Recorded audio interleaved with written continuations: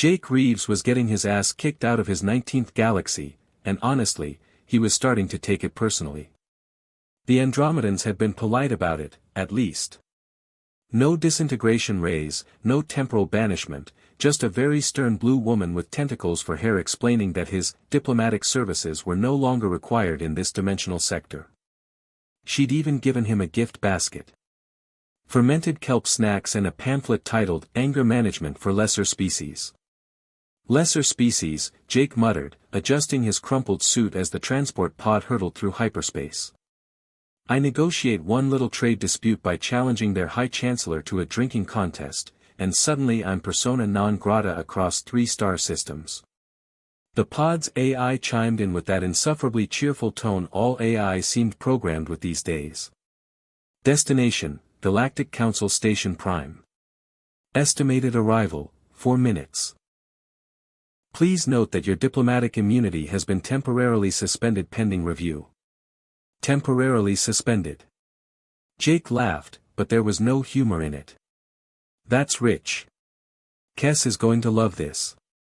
Ambassador Kess was waiting for him at the docking bay, all 7 feet of her crystalline elegance radiating the kind of disappointed energy that could power a small moon.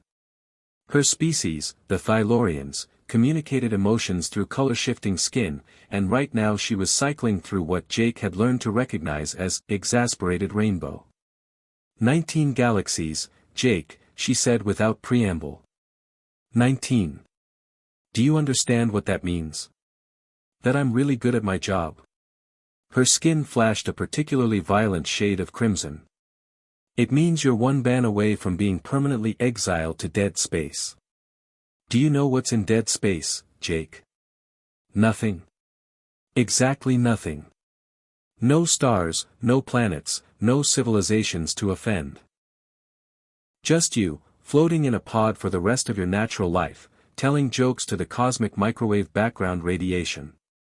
Jake straightened his tie, a gesture that had become reflexive whenever he was about to say something that would probably get him in more trouble. Look, Kess, I know how this looks. It looks like you started a religious war in the Vega system by accidentally insulting their harvest god. That was a misunderstanding. How was I supposed to know your corn looks nice was blasphemy? You convinced the Regellian Commerce Guild to restructure their entire economy around a betting pool. They needed better fiscal policy. I just gave them some creative inspiration. And last week, you somehow managed to get the Centauri Federation to declare war on themselves. Jake held up a finger. Technically, that was already happening. I just accelerated the process. Ripped the band-aid off, you might say. Kessa's skin had settled into a deep, ominous purple. Jake, I've been your handler for 3 years. In that time, you've caused 4 diplomatic incidents, 2 trade wars, 1 philosophical crisis, and something the Arcturians are calling the Great Embarrassment. The Great Embarrassment was hilarious. You should have seen their faces when I... Stop. Kess raised a hand that sparkled like cut diamonds. Just, stop talking for 30 seconds. Please. They walked through the station's corridors in blessed silence. The Galactic Council Station Prime was a marvel of cooperative engineering, with architectural elements from hundreds of species blended into something that shouldn't have worked but somehow did. Like Jake's career, he supposed. A beautiful disaster. There's something else, Kess said finally. The Council has a job for you. Jake blinked. A job? As in, actual diplomatic work. Not exile. Don't get excited. It's what we call a suicide mission in the business. Ah. There's the catch. They stopped in front of a massive viewport overlooking the station's central hub. Ships from across the known universe docked and departed in a carefully choreographed dance of controlled chaos. Jake had always found it beautiful, this intersection of a million different worlds and ways of thinking. It reminded him why he became a diplomat in the first place, back when he still believed that understanding each other was possible. The Void Collective has made contact, Kess said quietly. Jake felt his blood chill. Everyone in the diplomatic corps knew about the Void Collective, the entities that existed in the spaces between realities. They were the bogeymen of interdimensional politics, the thing that made hardened ambassadors wake up in cold sweats. They want to negotiate, Kess continued. First contact in over 1,000 years. The council is terrified. And they want to send me because I'm expendable. You're expendable, yes. But you're also the only human diplomat crazy enough to actually try it. Her skin shifted to a softer gold. Jake, I need you to understand something. The Void Collective doesn't just kill people. They erase them. From reality, from memory, from possibility itself. If this goes wrong, I won't just die. I'll never have existed. Exactly. Jake stared out at the ships, thinking about 19 galaxies and all the bridges he'd burned getting here. He thought about the Andromedans and their gift basket, about the Centauri civil war, about the harvest god he'd apparently insulted. He thought about the look on Ambassador Kessa's face every time he walked into her office with a new disaster. What's the mission? The Void Collective claims they have something we need. Something about the universe being structurally unsound and requiring immediate recalibration. The Council thinks it's either a trap or they've gone completely insane. And if it's neither? Kessa's skin went completely transparent for a moment, a sign of deep uncertainty.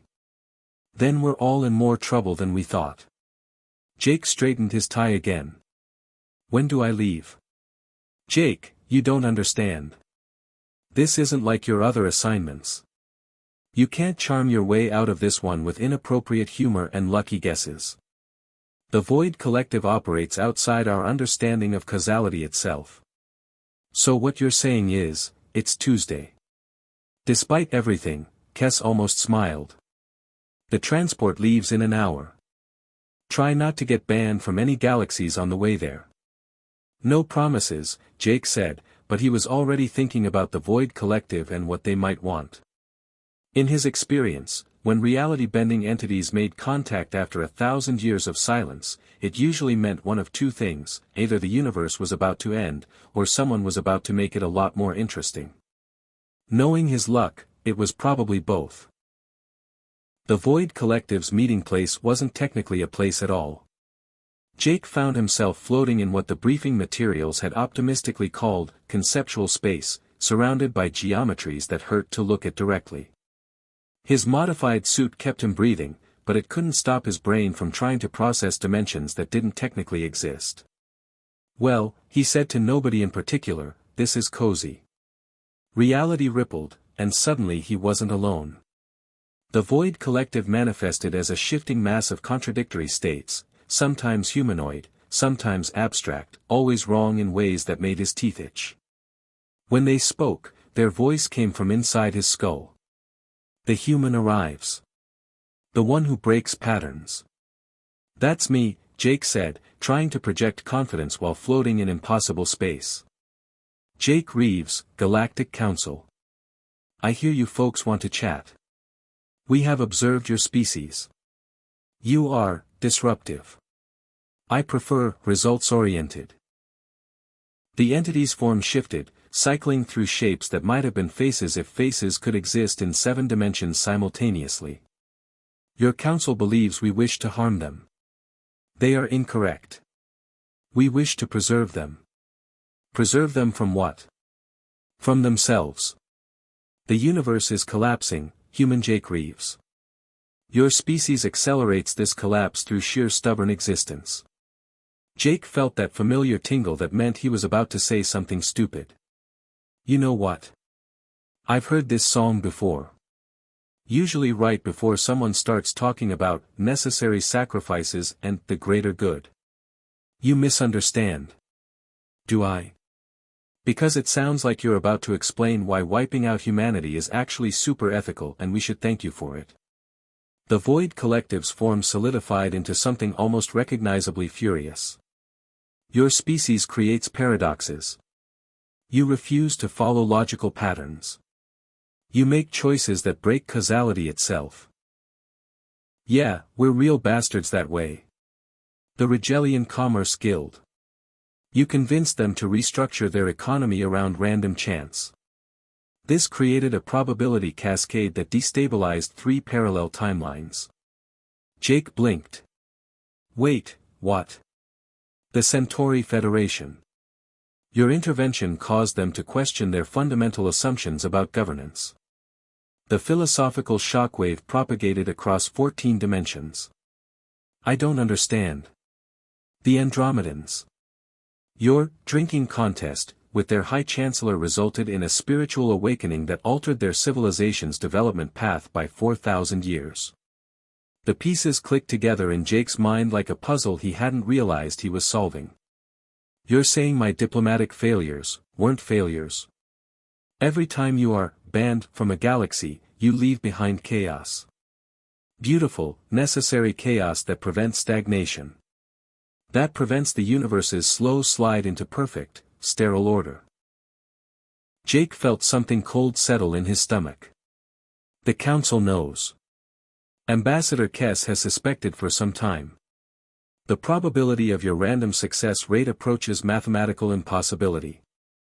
Unless it is not random at all. The truth hit him like a meteorite. Every embarrassing incident, every diplomatic disaster, every time he thought he was screwing up, it had all been planned. The Council hadn't been punishing him. They'd been using him. I'm not a diplomat, he said quietly. I'm a weapon. You are an agent of entropy. A catalyst for necessary change. The Council deploys you to civilizations that have become too stable, too predictable. You introduce randomness. You force growth. And the 19 galaxies? 19 civilizations that needed disruption. 19 success stories disguised as failures. You believed yourself incompetent because believing otherwise would have changed your effectiveness. Jake thought about Kessa's face, her carefully managed disappointment. The way she always had another assignment ready, always knew exactly which civilization needed his particular brand of chaos. So what happens now? You kill me for being too good at my job.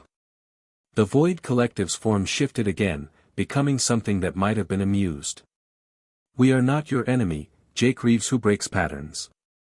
We are your counterpoint. You create chaos. We provide structure. Together, we maintain balance. Balance? The universe requires both order and disorder to survive. Too much of either leads to collapse. Your Council understands this.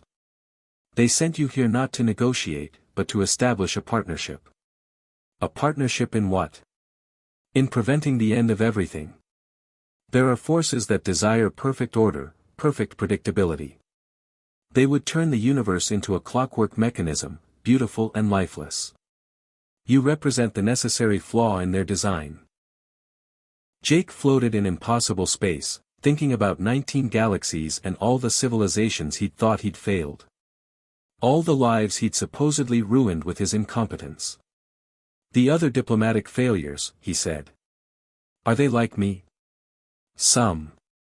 Your species produces remarkably effective agents of chaos. You are simply the most successful. Lucky me. Indeed. The question now is whether you will continue your work knowingly, or whether we must arrange for your memory to be selectively edited. Jake laughed, surprising himself. You know what? I think I prefer being incompetent. At least then I could pretend I was trying to help people. You are helping people. You prevented the Rigelians from economic collapse. You saved the Centauri from centuries of stagnation. You gave the Andromedans a spiritual renaissance. Your failures are their successes.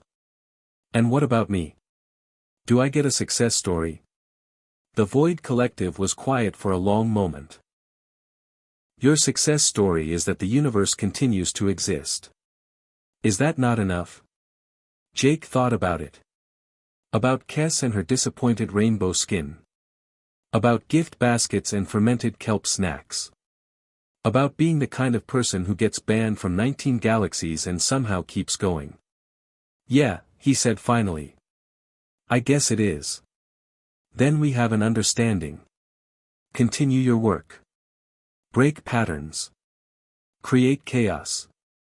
And know that in doing so, you serve the highest purpose of all.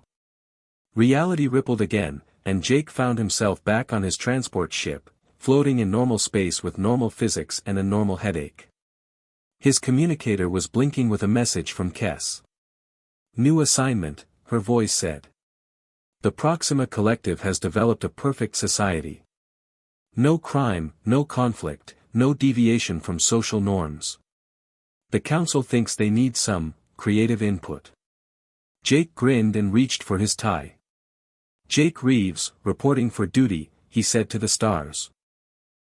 Time to go break some patterns.